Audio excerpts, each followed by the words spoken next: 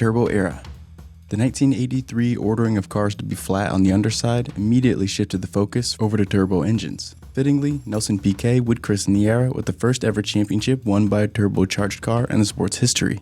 And Ferrari were yet again on the move, coming off a very tumultuous ebb and flow from champions to outright backmarkers and back again, raising the trophy in 1983 as a team in their own V6 turbo.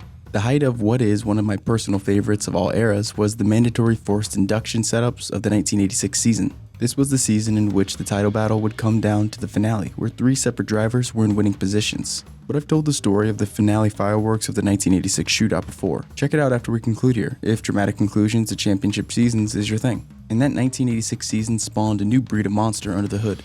While this rule change that outlawed naturally aspirated cars would only have a 1-year lifespan, it was a true testament to just how lopsided the championship can get as racing continues to modernize. In the regulatory body, they took notice. And it was at this time that Williams would enter their drought. The 1987 season, they lost their engine supplier, which was at the time Honda, and they managed to lose Nelson Piquet with it. But they too were on a horizon of their own. Two legendary partnerships were on the eve of commencing.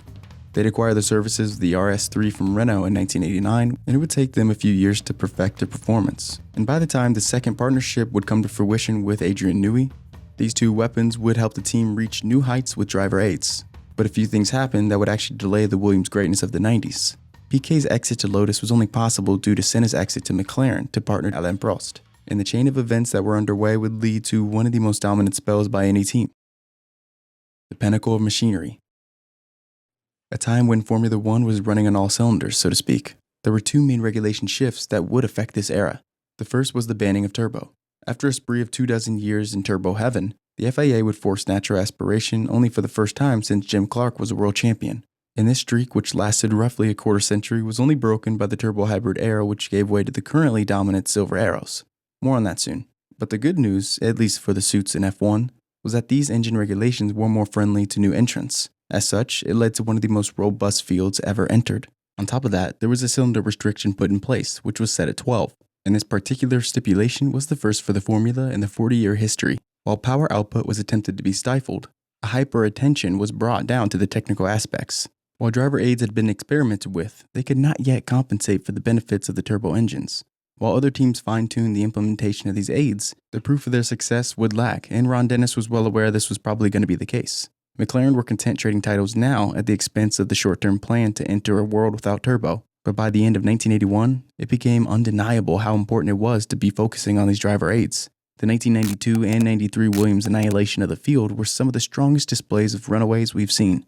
And in particular, Nigel Mansell's drive earned him 9 wins, which was the most on aggregate we've seen in a season at that time. And you'll likely notice that in the driver aids era, I chose to include 3 seasons where McLaren were dominant. But this could, at least in part, be explained by the dynamics I just laid out. Their success towards the end of the era while other teams were setting up for the next one would show, but it would come at a cost. And that's really important here. Oftentimes when massive rule changes kick off, especially when focused on power in the engine, there's a certain amount of time you can expect for the next, quote, thing to come to fruition. And not to beat a dead horse, but it is an important scenario that we can contrast to today. McLaren did indeed take all the glory towards the end of the 80s and the early 90s. And it didn't hurt, of course, that they had Ayrton Senna. It's also pretty important to note that they wouldn't again sniff a title for nearly a decade. And as of early 2021, they haven't again since. Williams would go on to win 7 of the 16 races in 91, as well as 10 races in both 92 and 93. But Schumacher's Benetton marked yet another shift in the tides.